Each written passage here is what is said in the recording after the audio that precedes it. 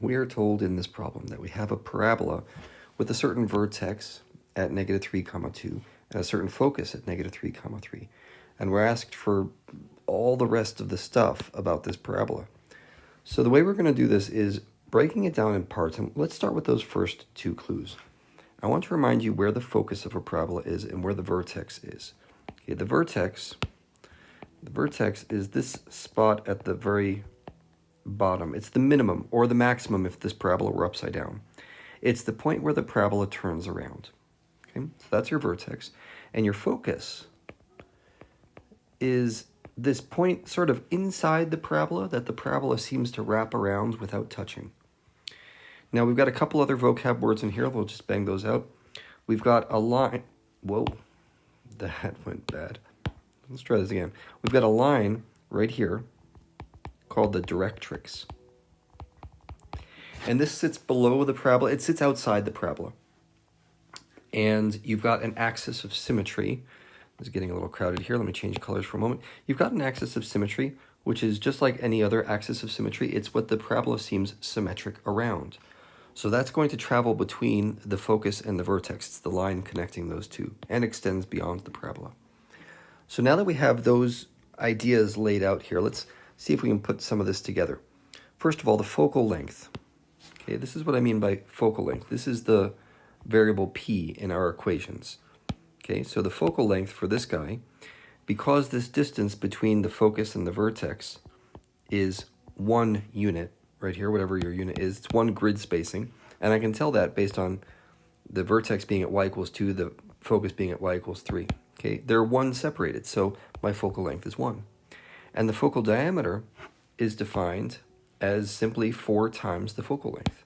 Okay, so this is going to be 4. And there's algebra reasons why that I'm not getting into. We've talked about those in class.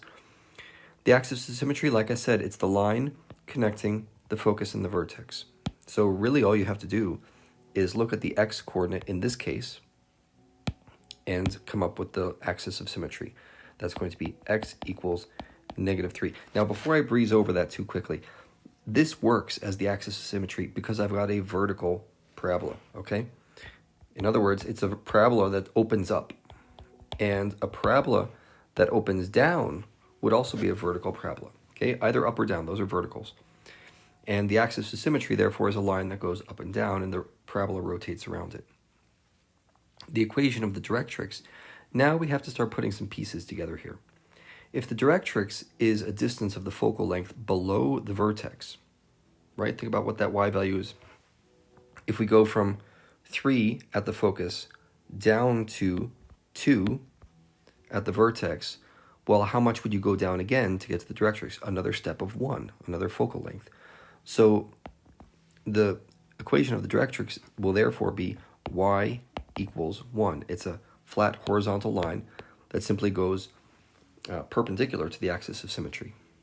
Okay, so we've got a bunch of things written here. Now it's time to talk about the equation of the parabola. This is a big summary piece here. So if I'm going to write the equation of a vertical parabola, it's going to look like this.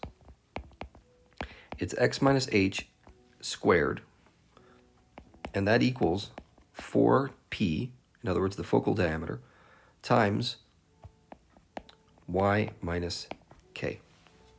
Okay? So it helps if you think about just a regular old parabola, right? If I drew a parabola like this, that looks like y equals x squared, right? Well, that's very similar to this structure we have here. There's a y on the right, and there's an x squared on the left. There's a lot of other stuff going on too. Let's get to that in a moment. But this is what the vertical parabola's equation is. And what we have to do here is substitute in some of these variables that we know. Now, h and k come from the vertex. Okay, so we can just read it right from the vertex. H is negative 3. So I can erase this negative h here and put positive 3. I can erase the minus k and replace that with minus 2. And see, this is almost done. And what is the focal diameter? 4p. Well, in this case, 4p is equal to 4. So that is my equation of this vertical parabola. And all that's left at this point is to draw the thing.